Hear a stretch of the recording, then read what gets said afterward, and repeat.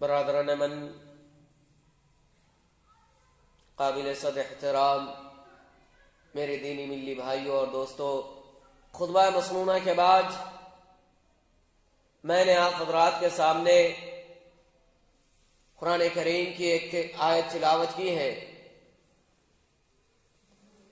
جس کا معنی و مفہوم یہ ہے کہ اللہ رب العالمین نے روز اول سے ہی جو مہینوں کی گنتی، جو مہینوں کو شمار کیا ہے وہ 12 مہینوں کی گنتی کی ہے، یعنی مہینوں کی شمار 12 ہے۔ آج میں آپ حضرات کے سامنے اسی آیت کو موضوع بناتے ہوئے کچھ باتیں عرض کرنے کی کوشش کروں گا۔ اللہ تعالیٰ سے دعا ہوں کہ اللہ تعالیٰ ہمیں آپ کو صحیح سننے اور سن کر اس پر عمل پیرا رہنے کی توفیق عطا فرمائے، آمین۔ حاضرین جمعہ،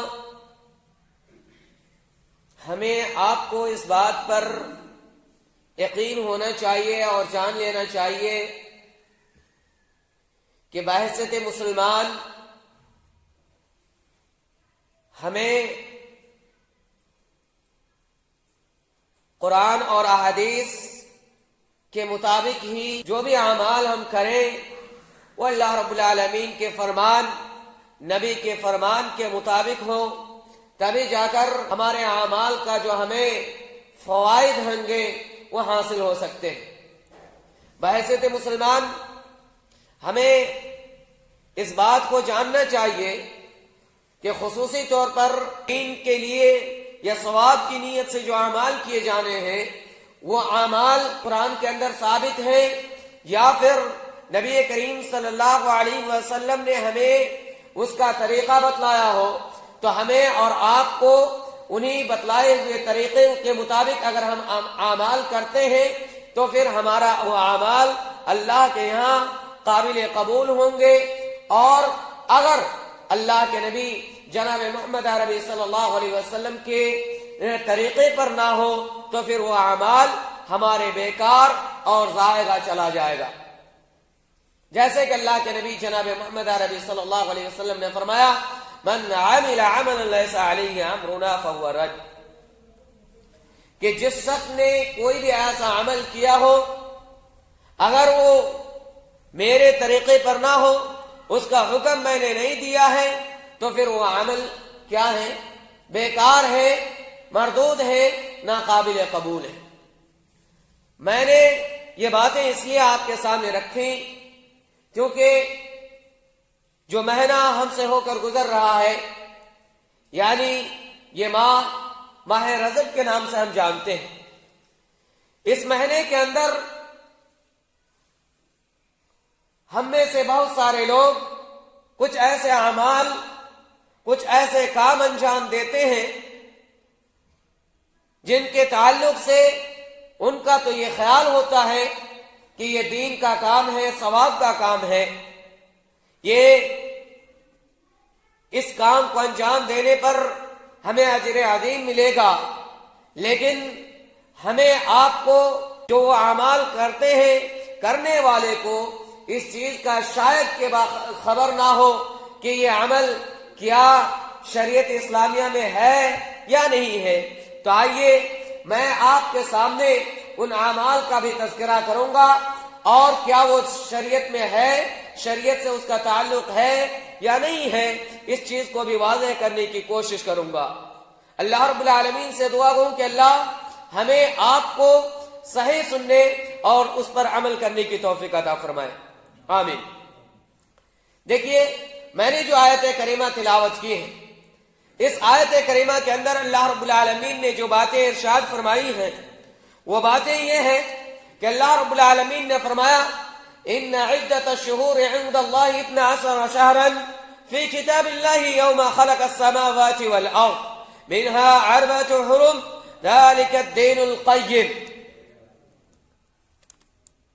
اللہ رب العالمین نے ارشاد فرمایا کہ بے شک کتاب اللہ میں یعنی لوح محفوظ میں جو مہینوں کی گنتی ہے اللہ کے نزدیک وہ 12 ہیں.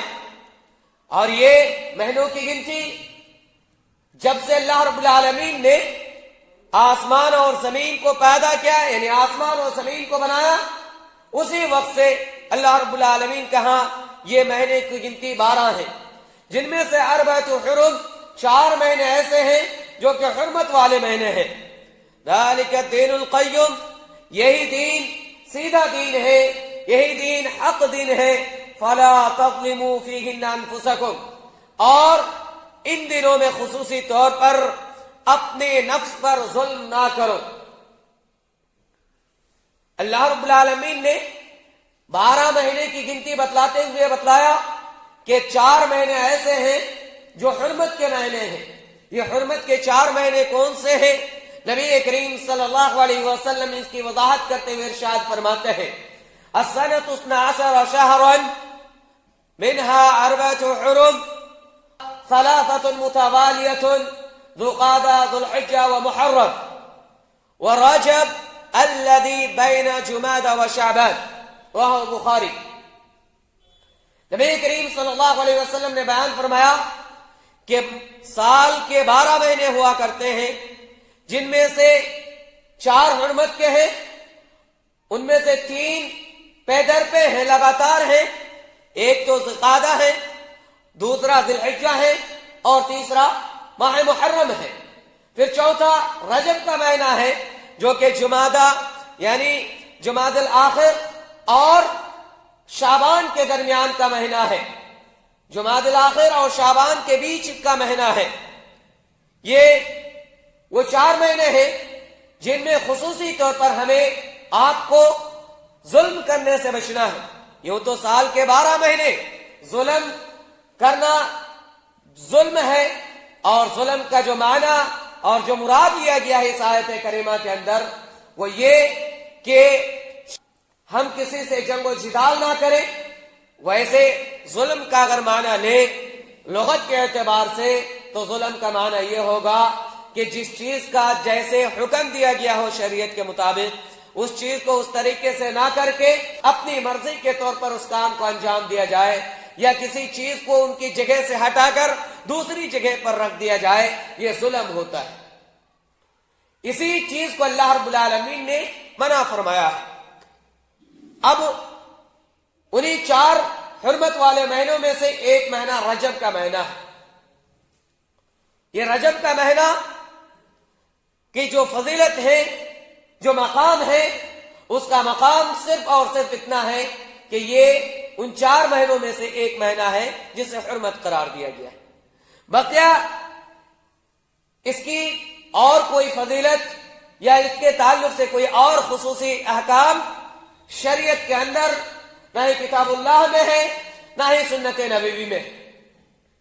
ہم اور آپ جو بھی اعمال اس تعلق سے کرتے ہیں، چاہے ابھی 1 دن 2 دن پہلے جو ہم نے اعمال کیا 22 رجب کے دن یعنی 22 تاریخ کو کونڈے کا تعلق، چاہے یہ عمل ہو جائیں، چاہے اسی طریقے سے پہلے یعنی رجب کے ابتدائی جمعے کو جو شام سے لے کر صبح تک ہم اعمال کرتے ہیں، یعنی مغرب کے بعد ہم مجلس منعقد کرتے ہیں، پروگرام کرتے ہیں، اس کے بعد صبح روزہ رکھنے کا اہتمام کرتے ہیں، یا اسی طریقے سے صلاۃ الرغائب کے نام پر جو ہم نماز پڑھتے ہیں، یا اسی طریقے سے بعض لوگ 27ویں رجب کو پروگرام مناتے ہیں، اس میں مجلس انعقاد کرتے ہیں. تو یہ تمام تر روایتیں یا جو بھی بیان کیے جاتے ہیں اس تعلق سے، جو بھی روایات اس تعلق سے ذکر کیے جاتے ہیں، اس روایات کے تعلق سے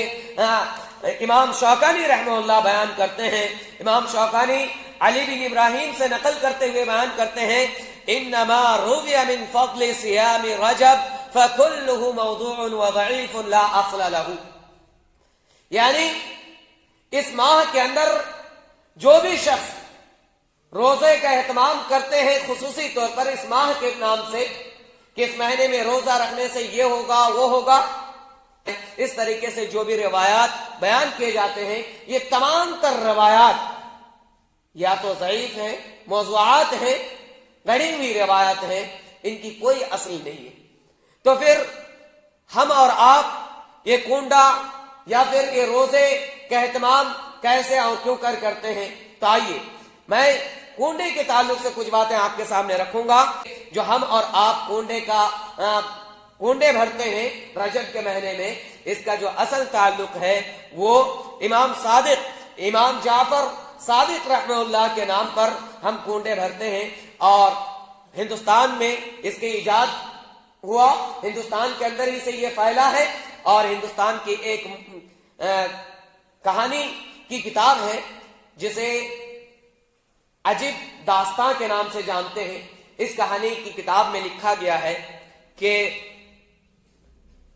اگر کوئی بندہ امام صادق رحمہ اللہ کے نام پر کنڈے بھرتا ہے اور ان کو کل قیامت کے روز بخشش نہیں ملتی، تو امام صادق رحمہ اللہ کہتے ہیں کہ میرا دامن اور اس بندے کا ہاتھ ہوگا، یعنی وہ میرے دامن کل قیامت کے روز پکڑ سکتا ہے۔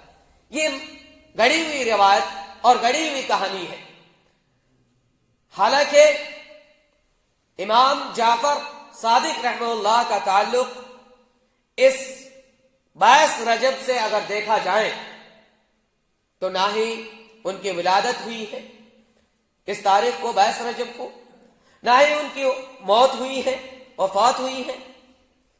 تو پھر امام جعفر صادق رحمہ اللہ کے نام پر یہ کنڈے کیوں بھرا جاتا ہے یا یہ نظر کیوں مانا جاتا ہے؟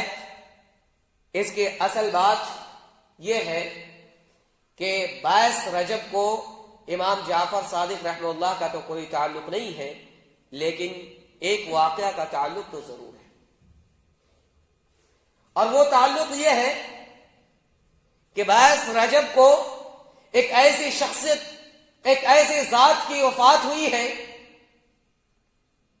جس نے پورے عالم اسلام میں 20 سال تک حکومت کی، اور خلفائے راشدین کے بعد اس سے جرأت اور اس سے افضل اور اس سے بہترین طریقے سے عالم اسلام میں حکومت کرنے والی شخصیت نہ کوئی پیدا ہوا اور نہ ہوں گے۔ اور اسی طریقے سے اسلام کے خلاف جو بھی پروپیگنڈا کیا گیا، اسلام کو بدنام کرنے کے لیے جو بھی چال چلی گئی، ان کا جو مقابلہ کیا، جس انداز سے کیا، وہ کوئی بھی ذات، کوئی بھی شخصیت ایسی نہ ہے اور نہ پیدا ہوں گے جو ایسی مقابلہ کر سکتے ہیں۔ وہ ذات کون سی ہے؟ وہ شخصیت کس کی ہے؟ وہ شخصیت کا تعلق خود نبی کریم صلی اللہ علیہ وسلم کے خاندان سے بھی ہے، اور ایک اعتبار سے نبی کریم صلی اللہ علیہ وسلم کے رشتے میں بھائی بھی ہوتے ہیں، اور جس اعتبار سے نبی کریم صلی اللہ علیہ وسلم کے رشتے میں بھائی ہوتے ہیں، اس اعتبار سے پورے امت مسلمہ کے لیے وہ ماموں ہوتے ہیں۔ اور اسی طریقے سے وہ ایک ایسی شخصیت ہے کہ جب اللہ کے نبی جناب محمد عربی صلی اللہ علیہ وسلم پر قرآن کی آیت اتارا جاتا تھا اللہ کی جانب سے، تو ایسے موقع پر اللہ کے نبی جناب محمد عربی صلی اللہ علیہ وسلم اس شخصیت کو حکم دیتے تھے کہ یہ اللہ کا کلام ہے، اسے تم تحریر کر لیا کرو، اسے تم لکھ لیا کرو، اسے تحریر کی شکل دو۔ اور وہ شخصیت نبی کریم صلی اللہ علیہ وسلم کے سامنے بیٹھ کر قرآن کو تحریر کرتے تھے، یعنی اسے کاتب الوحی اور کاتب قرآن کے نام سے جانتے ہیں۔ اس شخصیت کا نام کیا ہے؟ اس شخصیت کو ہم اور آپ امیر مومنین حضرت معاویہ بن سفیان رضی اللہ تعالی عنہ کے نام سے جانتے ہیں۔ یہ وہ شخصیت ہے جنہوں نے خلفائے راشدین کے بعد اگر عالم اسلام میں سب سے مضبوط انداز سے حکومت کی ہے تو صرف اور صرف امیر المؤمنین حضرت معاویہ رضی اللہ تعالی عنہ کی حکومت رہی ہے۔ ہر اعتبار سے انہوں نے اسلام کا دفاع کیا ہے، چاہے وہ رافضی اور شیعوں کے طرف سے اٹھائے گئے فتنے ہوں، چاہے اسی طریقے سے جتنے بھی فتنے اٹھائے گئے ہو ان کا بھرپور مقابلہ کیا ہے. یہ وہ شخصیت ہے، ان کا تعلق ہے اس 22 رجب سے کہ 22 رجب کو ان کی وفات ہوئی ہے. اور چونکہ ہم اور آپ جانتے ہیں کہ شیعہ حضرات کے نزدیک امیر معاویہ حضرت معاویہ رضی اللہ تعالی عنہ کا جو مقام ہے وہ سب کے سامنے واضح ہے. وہ ان کو اپنا دشمن سمجھتے ہیں، اور دشمن سمجھنے کے ناطے ان کو ایک موقع مل گیا کہ جب 22 رجب کو ان کی وفات ہوئی تو ان لوگوں کو خوشی ہوئی، اور خوشی ہونے کے ساتھ وہ اپنی خوشی کا اظہار کرنا چاہتے تھے. تو کیسے کریں؟ اگر کھلے طور پر حضرت امیر معاویہ کے نام پر خوشی کا اظہار کرتے ہیں تو پھر وہ صرف اور صرف ان کی جماعت تک کے محدود رہ جائیں گے. لیکن انہوں نے چال کھیلا اور انہوں نے ایک ایسے امام کا نام چنا، ایک ایسے امام کا نام چوائس کیا تاکہ پوری دنیا کو، اہل سنت والجماعت کو بھی اس اپنے خوشی میں شامل کر سکے. وہ چاہتے تو اپنے کسی امام کا نام بھی اپنے نظر و نیاز کے لیے پیش کر سکتے تھے، لیکن انہوں نے امام صادق رحمہ اللہ کا نام پیش کیا. کیوں؟ امام صادق رحمہ اللہ کا تعلق جہاں تک نبی کریم صلی اللہ علیہ وسلم کے خاندان سے ہے، حضرت علی رضی اللہ تعالیٰ عنہ کے خاندان سے ہے، اس سے قریب آئے تو یہ وہ شخصیت ہے کہ حضرت امام ابو حنیفہ رحمہ اللہ کے استاد بھی ہیں. اور ان کو یہ موقع اچھا ملا کہ اگر ہم امام صادق رحمہ اللہ کے نام پر یہ نظر کرتے ہیں، یہ جشن مناتے ہیں، تو ہمارے یہ اہل سنت والجماعت کے لوگ بھی ہمارے ساتھ آ جائیں گے. کیوں؟ جب ان کے سامنے یہ بات آئیں گی کہ یہ کون ہے امام صادق رحمہ اللہ، تو ان کے سامنے یہ بات آئیں گی یہ تو امام ابو حنیفہ رحمہ اللہ کے استاد ہیں. تو ان کو یہ بات نظر آئیں گی کہ ہمارے لیے تو امام ابو حنیفہ رحمہ اللہ اتنے عظیم شخصیت ہیں، تو ان کے استاد اور بھی عظیم ہیں، تو چلیں ان کے نام پہ ہم بھی نظر پیش کرتے ہیں. یہ اصل میں چال ہے. اور یہ جو کنڈا بھرنے کا رواج ہے یہ اصل میں شیعوں کا ہے، رافضی کا ہے. اور آج ہم اور آپ انہی شیعہ اور رافضی کے نام پر، انہی شیعہ اور رافضی کے نقش قدم پر چلتے ہوئے یہ کام انجام دیتے ہیں، جبکہ ان کا شریعت سے کوئی لینا دینا نہیں ہے. شریعت کا کوئی اس سے تعلق نہیں ہے. اگر تعلق ہے تو صرف اور صرف یہ حضرت امیر معاویہ رضی اللہ تعالیٰ عنہ کے خلاف ہے، ان کے وفات پر خوشی منانا ہے. اب بتائیے کہ یہ عظیم شخصیت کی وفات پر ہم اور آپ خوشی منا رہے ہیں، وفات ہے، اور ہم اور آپ خوشی کے طور پر حلوہ اور پوری کا استعمال کرتے ہیں. افسوس کا مقام ہے. اسی طریقے سے جو ہم اور آپ 27ویں رجب کو جشن مناتے ہیں، رات کو سب بیداری کرتے ہیں اور یہ کہتے ہیں کہ اس دن معراج کا واقعہ پیش آیا. سب سے پہلی بات اس پر غور کرنے کی جو ہے وہ یہ کہ اولاً یہ تاریخ تو متعین نہیں ہے. آپ سیرت کی کتابوں کو تلاش کر لیجئے، احادیث کی کتابوں کو چھان مار لیجئے، آپ کو کسی بھی احادیث کی کتاب میں یا کسی بھی سیرت کی کتابوں میں یہ متعین تاریخ نہیں ملنے کا کہ اس دن 27ویں رجب کو ہی اللہ کے نبی صلی اللہ علیہ وسلم کے ساتھ معراج کا واقعہ پیش آیا. اس تعلق سے امام ابن حجر رحمہ اللہ 10 اقوال نقل کرتے ہیں. اسی طریقے سے 6 اقوال تقی الرحمن مبارک پوری جو الرحیق المختوم کے مصنف ہیں، انہوں نے الرحیق المختوم کے اندر 6 اقوال نقل کیے ہیں، جن میں 6 اقوال الگ الگ تاریخ، الگ الگ مہینے. کسی نے کہا کہ رجب کے مہینے میں ہوا، لیکن یہ ہجرت سے 8 ماہ پہلے کا واقعہ ہے، کسی نے کہا کہ نہیں یہ ہجرت سے 10 ماہ پہلے کا واقعہ ہے، کسی نے رجب کے مہینے کے علاوہ شوال کا مہینہ ذکر کیا۔ تو اولاً جس تاریخ کو ہم اور آپ معراج کے نام پر جشن مناتے ہیں ان کی تاریخ ہی متعین نہیں ہے، اور اگر مان لیتے ہیں کہ تاریخ فکس ہے، روایت سے ثابت ہے کہ 27 رجب کو ہی معراج کا واقعہ پیش آیا، تاہم معراج کے واقعے کے بعد تقریباً اللہ کے نبی جناب محمد عربی صلی اللہ علیہ وسلم اس دار فانی کے اندر 10 سال 9 سال تو تقریباً بحیات رہے۔ اگر اللہ کے نبی جناب محمد عربی صلی اللہ علیہ وسلم 9 سال یا 10 سال اس دار فانی کے اندر بحیات رہے تو گویا کہ یہ 27 تاریخ رجب کی 27 تاریخ اللہ کے نبی جناب محمد عربی صلی اللہ علیہ وسلم کی زندگی میں 9 مرتبہ یا 10 مرتبہ آئی ہوں گی۔ تو آپ اگر 27 رجب کو معراج کے واقعے کے پیش نظر اتنی زیادہ اہمیت ہوتی کہ اس میں جشن منایا جائے یا اس کے شب بیداری کی جائے تو کیا نبی کریم صلی اللہ علیہ وسلم اس چیز کو نہیں کرتے؟ نبی کریم صلی اللہ علیہ وسلم اپنے صحابہ کو نہیں کرواتے، ترغیب نہیں دیتے؟ ہر اعمال کا ترغیب دیا کرتے تھے، چھوٹے سے چھوٹے اعمال کی ترغیب دیتے تھے صحابہ کرام کو۔ پھر نبی کریم صلی اللہ علیہ وسلم کی زندگی کے بعد، نبی کریم صلی اللہ علیہ وسلم کی وفات کے بعد خلفائے راشدین کا دور گزرا۔ خلفائے راشدین کے بعد 100 سال تک، تقریباً 100 سال تک نبی کریم صلی اللہ علیہ وسلم کی وفات کے بعد صحابہ کا دور رہا، صحابہ کرام زندہ رہے۔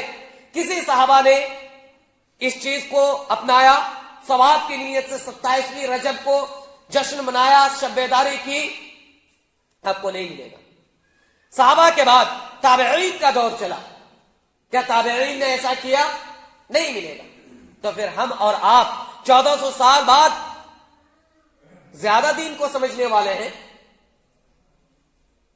اہل عرب جن کے سامنے شریعت کا نزول ہوا، نبی کریم صلی اللہ علیہ وسلم کے ساتھ جو رہے، بیٹھے اٹھے چلے پھرے، ان کو دین کی بات سمجھ میں نہیں آئی۔ ان کو یہ بات سمجھ میں نہیں آئی کہ 27ویں رجب کو شب بیداری کرنے سے یہ ثواب ہے، یہ اجر ہے۔ ہمیں اور آپ کو 1400 سال 1450 سال کے بعد سمجھ میں آتی ہے۔ ہم زیادہ عربی کو سمجھنے والے ہو گئے ہیں۔ شریعت کا جو میٹر ہے وہ عربی زبان میں، اور ہماری اور آپ کی لغت کیا ہے؟ اردو زبان ہے۔ یہ بتائیں کہ اہل لغت اس زبان کو زیادہ سمجھیں گے جو زبان یوز ہو رہا ہے، یا جو گرامر کے طور پر سیکھتے ہیں وہ زیادہ سمجھیں گے؟ جو تتقال کے طور پر سیکھتے ہیں وہ زیادہ سمجھیں گے۔ قرآن کا سارا میٹریل جو ہے وہ عربی زبان میں ہے، شریعت کی جو بھی مواد ہے وہ عربی زبان میں ہے، اور صحابہ اکرام کی مادری زبان تھی عربی، تابعین اکرام کی مادری زبان تھی عربی۔ وہ اس چیز کو نہیں سمجھ سکے۔ ہم اور آپ آئے ہیں 1400 سال کے بعد کہ 27ویں رجب کو یہ کام کرنے سے یہ ملیں گے۔ یہ صرف اور صرف میں یہ کھلا عام بولتا ہوں کہ یہ 27ویں رجب کا معاملہ ہو، یا یہ کنڈے بھرنے کا معاملہ ہو، یا صلاۃ الرغائب کا معاملہ ہو، یا فاتحہ کا معاملہ ہو، یہ سارے کے سارے معاملے صرف اپنے پیٹ کے لیے کیے جاتے ہیں۔ یہ وہ علماء اکرام ہیں۔ میں کھلے طور پر کہتا ہوں کہ میں ایسے لوگوں کو علماء نہیں کہتا، لیکن چونکہ علماء کے نام پر، علماء کے چولے پہنے ہوئے اپنے آپ کو علماء ثابت کرنے کی کوشش کرتے ہیں، اسی لیے میں کہتا ہوں کہ یہ دین کو بیچنے کے لیے اپنے پیٹ بھر رہے ہیں، اور اپنے پیٹ کے خاطر لوگوں کو گمراہ کر رہے ہیں، اور لوگوں کو یہ باتیں بتلائے جا رہے ہیں دین کے نام پر، صرف اپنے پیٹ کے خاطر۔ اگر وہ حقائق لوگوں کے سامنے رکھیں گے کہ کونڈا کوئی چیز نہیں ہے شریعت کے نزدیک، تو ان کے جو پیٹ کے لیے وہ جو کھانا آتا ہے کونڈے کے نام پر، وہ کھانا کہاں سے ملے گا؟ وہ پیٹ کیسے بھریں گے؟ یا اسی طریقے سے 27ویں رجب کو جو پروگرام کیا جاتا ہے، اس پروگرام میں ان کو دعوت ملتی ہے، وہ دعوت کہاں سے ملے گی؟ یا اسی طریقے سے فاتحہ کے نام پر نظر جو مناتے ہیں، ان میں بہت سے علماء پیسے بھی اینٹتے ہیں، پیسے لیتے ہیں فاتحہ کے نام پر، اور یہ کہتے ہیں کہ اگر اتنا پیسہ، اتنا رقم، اتنا مرغہ نہ دیا جائے تو ہم فاتحہ نہیں کر سکتے، آپ کا فاتحہ کوئی کام کا نہیں آئے گا۔ یہی تو غور کرنے کی بات ہے۔ اگر دین کا معاملہ ہے تو پھر فاتحہ کرنے پہ پیسے کی کیا مقام ہے؟ سورہ فاتحہ کی تلاوت کرنی ہے تو سورہ فاتحہ پڑھنے پہ ثواب ملے گا، تو پھر مرغا اور پیسے کا کیا مطلب ہے یہاں پہ؟ تو یہ اصل میں وہ علماء کرام اپنے آپ کو علماء کہتے ہیں، لیکن در حقیقت علماء نہیں ہے، در حقیقت علماء نہیں ہے۔ وہ صرف دین کے نام پر اپنے آپ کو بھی گمراہ کر رہے ہیں اور لوگوں کو بھی گمراہ کر رہے ہیں۔ یہ چیزیں ہم سیدھے سادے لوگ نہیں سمجھ پا رہے، ہم بھولے بھالے لوگ نہیں سمجھ پا رہے۔ اولاً ہم نے کیا کیا کہ ہم صرف آندھی تقلید شروع کر دی، بس انہوں نے جو کہہ دیا وہی صحیح ہے۔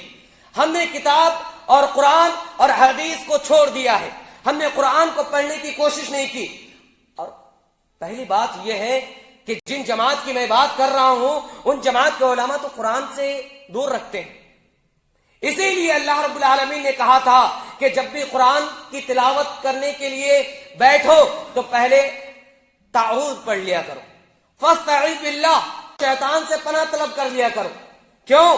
کیوں اللہ رب العالمین نے یہ حکم دیا تھا؟ کیونکہ شیطان یہ کبھی نہیں چاہے گا کہ تم قرآن کی تلاوت کرو، قرآن کو پڑھو، کیونکہ قرآن میں ہر وہ حربے جو شیطان اپنانا چاہتا ہے لوگوں کو گمراہ کرنے کے لیے، ہر وہ حربے کھول کھول کر بیان کر دیا گیا ہے، ہر وہ راستے کو کھول کھول کر بیان کر دیا گیا ہے۔ اسی لیے شیطان کبھی نہیں چاہے گا کہ قرآن کی تلاوت کی جائے۔ اور یہ علماء اسی لیے ان کی پبلک کو، ان کے عوام کو قرآن کو پڑھنے سے روکتے ہیں۔ وہ کہتے ہیں کہ قرآن سمجھنے کا معاملہ آپ کا نہیں ہے، آپ قرآن کو نہیں سمجھ سکتے۔ نعوذ باللہ، استغفر اللہ۔